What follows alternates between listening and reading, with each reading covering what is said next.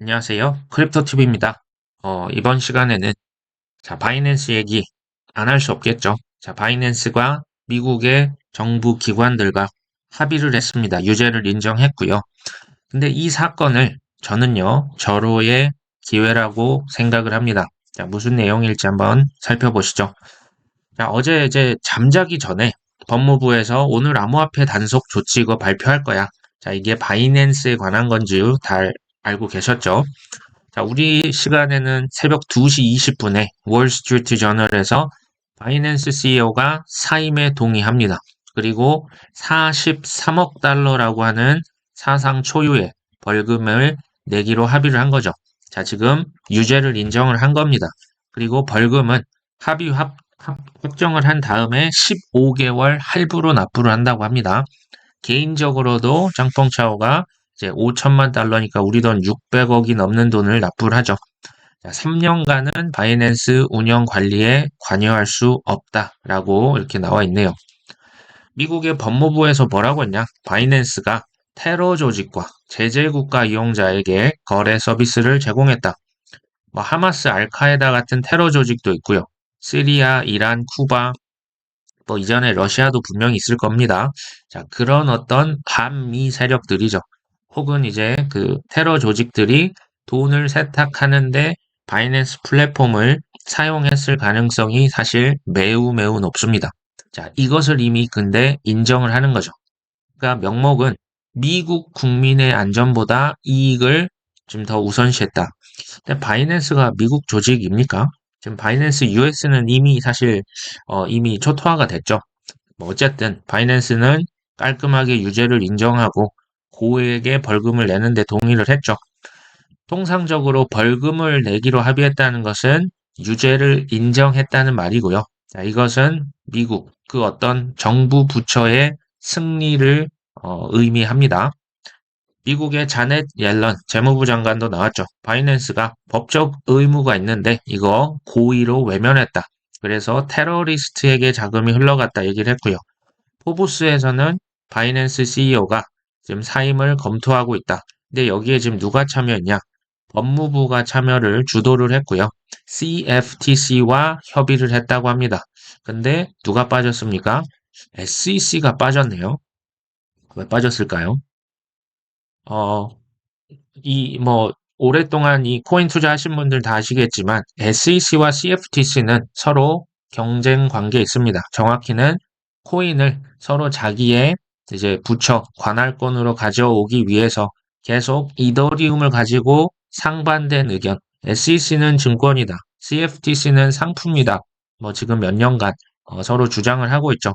근데 재밌는 건요. 아직 관련된 법이 지금 일도 없습니다. 그래서 지금 계속 이런 싸움이 계속되고 있다고 보시면 됩니다. SEC는 그럼 놀고 있냐? 아닙니다. 누구보다 열심히 하고 있잖아요. 크라켄이라고 하는 미국의 대형 거래소 하루 차이로 기소를 했습니다. 그러니까 이 지금 바이낸스 건은 CFTC가 주도를 하고 있다라고 보시면 될 것 같아요. 패러다임의 어떤 이사는 미국의 SEC가 정부의 암호화폐 집행 조치 협력기관에서 제외됐다.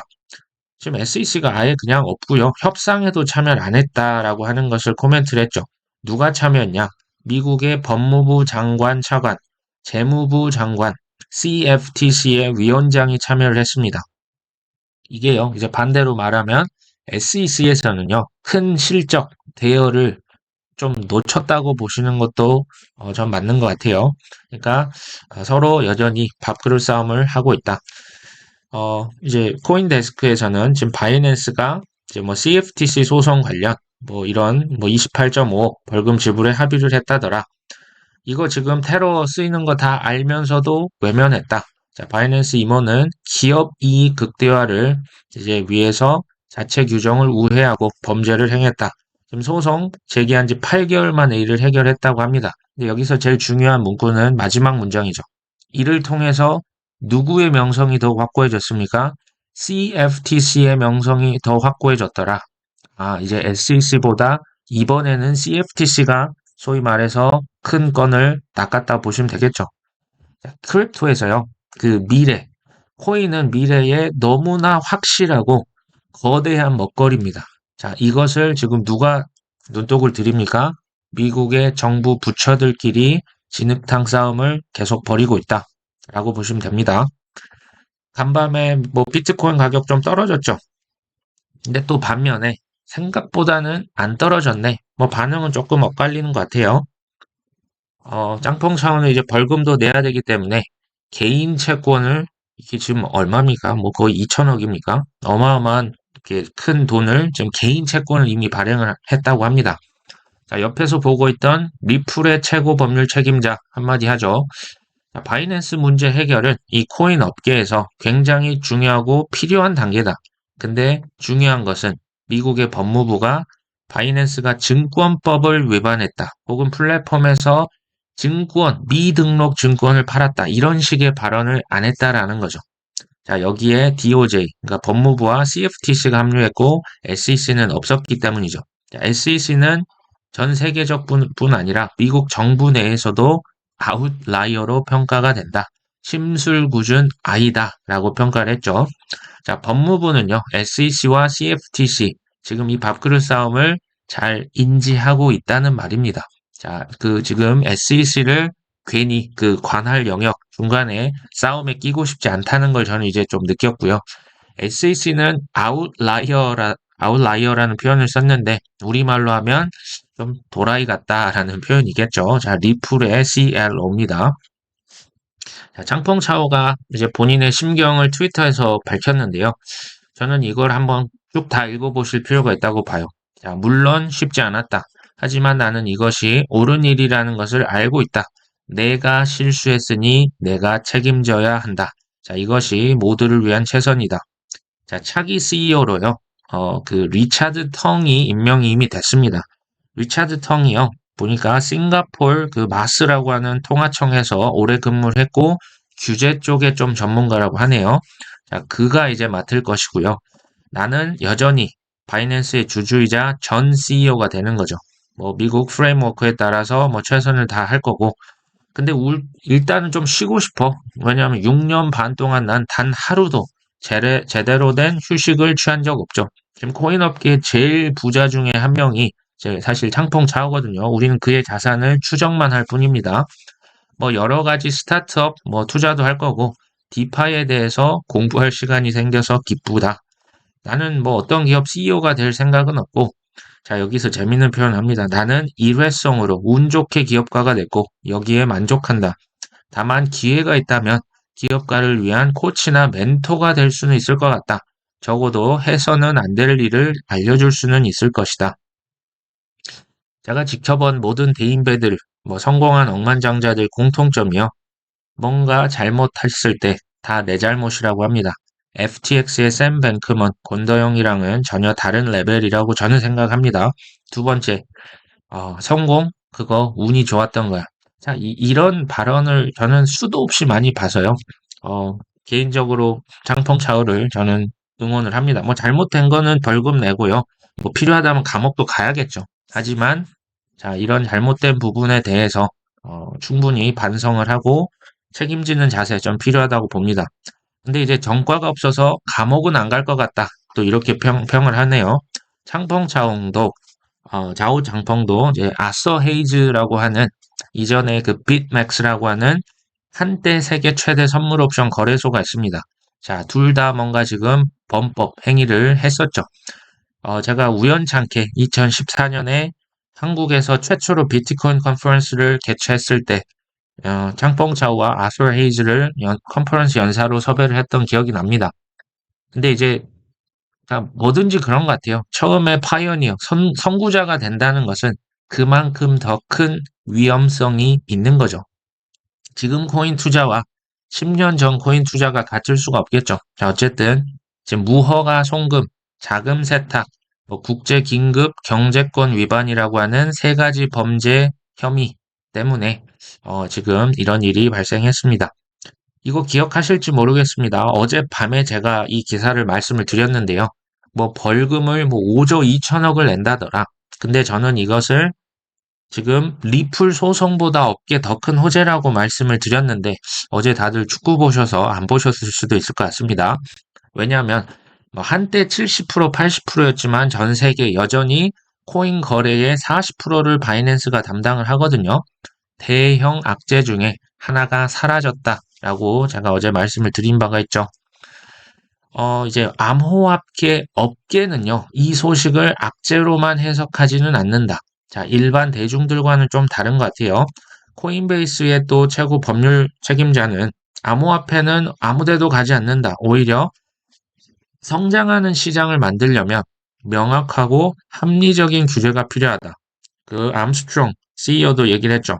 오늘 이슈는 이처럼 어려운 선택을 한 게 결국은 올바른 접근 방식임을 보여준다. 긍정적인 거죠. 그 다음에 메사리의 CEO인 라이언 셀키스는 또 마이크 너버그라츠라고 하는 설립자도 지금 이거는 부정적이 아니라 긍정적이다라고 지금 해석을 했습니다. 블룸버그 애널리스트 세이파트도 지금 이걸요 굉장히 긍정적으로 앞으로 작용할 것이다. 앞서서 법무부의 이런 행보는 업계에 먹구름을 몰고 왔었다라고 얘기를 하죠. 자, 근데요, 반대로 대중들은 이런 뉴스에 왜 이렇게 식겁을 하는 걸까요? 그 이유는 간단하죠. 월스트리트 저널, 포브스, CNBC, 블룸버그 같은 대형 글로벌, 코인데스크 같은 전 세계 그 영향력 있는 언론에서 특정 의도를 가지고 보도를 하는 경향이 사실 있습니다. 자, 바이낸스가 테러리스트 지원했고 돈 세탁에 쓰인 거 맞습니다. 이거 유죄도 맞습니다. 근데 그 금액을요, 그리고 그 횟수를 생각보다 더 많이 부풀려서 보도를 하고요. 그냥 일제히 이걸 보도하고 막 공식 성명을 내는 사진을 내고 이게 사실은 조금 공포를 조성하는 경향이 있죠. 사실 이거의 최고봉은 CFTC가 아니죠. 사실 SEC입니다. 다들 아시죠? 저 같은 이제 고인물 투자자라고 하는 사람들은요, 이 정도의 조정은 평소 사고 팠던 코인을 매수할 수 있는 사실 기회로 활용을 합니다. 시장 가격이라고 하는 건요, 주식이든 코인이든 되게 기대감이라고 하는 거에 이끌려서 그 기대감이 먼저 반영이 됩니다. 이걸 잊으시면 안 되죠. 자, 올해 크립토 랠리 솔직히 왜 올랐습니까? 비트코인 현물 ETF 없이 여기까지 올 수 있었을까요? 아니지 않습니까? ETF 반감기에 대한 기대감 랠리입니다. 근데 이 기대감은요, 악재에서도 동일하게 적용이 됩니다. 자, 우리가 2017년부터 리또속 하고 있잖아요. 근데 20년도에 또 소송까지 걸려서 그 소송 합의에 대한 기대감만 지금 우리가 2년째 갖고 있습니다. 근데 이 기대 합의됐습니까? 이 합의가 안 됐고 계속 2년째 좌절하다 보니 가격이 다른 것에 비해 굉장히 억눌려져 있는 거죠. 자, 크립토의 3대 악재. 저는 크게 세 가지로 꼽습니다. 첫 번째 바이낸스, 두 번째 테더, 세 번째가 마운트곡스. 한때 세계 최대의 거래소였는데 여기 해킹을 당해서요. 그 채권단한테 10년 전 비트코인 도난당한 것을 돌려주고자 합니다. 가격이 얼마나 많이 올랐습니까? 이 물량이 시장에 풀릴 수 있다. 이 세 가지는 사실 큰 악재가 맞습니다. 근데 지금 바이낸스라고 하는 대형 악재가 사라졌죠. 바이낸스가 아까 그 엄청난 벌금을 낼 수 있는 능력이 없으면 이건 또 얘기가 달라집니다. 근데 그렇진 않으니까요. 자, 테라루나 FTX 이거 작년 최악의 악재들이었지 않습니까? 근데 지금 어떻습니까? 그게 다 이미 지나가 버렸죠. 권도영 지금 또 샘 뱅크먼 지금 다 재판 받고 있지 않습니까? 반대로 생각하시면요. 그때 그 악재들에 대한 그 모든 어떤 분위기와 시장 정서는 작년 말에 이미 가격에 반영이 됐습니다. 그때가 매수 기회였다는 얘기죠. 자, 현재 그 어느 때보다 비트코인 ETF의 승인이 될 수 있는 확률이 높아지고 있고요. 이 말은 무슨 얘기냐? 연말까지, 그러니까 승인되기 전까지는 최소한 기대감 랠리, 소위 말하는 산타 랠리도 기대해 볼 수 있다라는 생각이 듭니다. 자, 이럴 때 조금이라도 주우시면 단기적으로나 또 중장기적으로 좀 괜찮다고 봅니다. 지금 같은 때 아니면 또 언제 살 수가 있을까요? 이제 조금이라도 주우면이지 이게 그냥 사실 투자라고 하는 건 본인이 알아서 판단을 하셔야 되는 부분이죠. 블룸버그 애널리스트 세이파트가 그레이스케일 이 친구들 어제도 지금 한 세 번째 만나는 것 같아요. 그 SEC ETF 담당 부서와 미팅을 했고, 또 다른 어떤 신청사들도 지난주에 지금 미팅을 엄청 가졌대. 라고 계속 이렇게 소식을 알려주죠. 자, 그런데요. 이런 하나하나의 사건에 일희일비하는 거, 저는 이거 굉장히 안 좋다고 봅니다. 오히려 이런 것에 더 격하게 반응하면 할수록 꼭지에 매수를 하고요. 패닉셀하고 빠져나올 가능성이 저는 오히려 높아진다고 봅니다. 자, 크립토 아까 보셨지 않습니까? 미래에 지금 월가 지금 뭐 블랙락 피델리티부터 해가지고 아예 거래소까지 차렸지 않습니까? 이제 간접적으로 투자하지 않습니다. 미국의 월가 기관, 정부 기관들이 탐내고 있는 자산군 지금 눈으로 보고 계십니다. 이게 제일 중요합니다. 이 사실에 이 믿음이 있다면 흔들림 없이 앞으로 계속 쭉 가셔서 투자에도 성공할 수 있지 않으실까요? 자, 오늘 방송 여기까지 합니다. 끝까지 시청해 주셔서 감사합니다.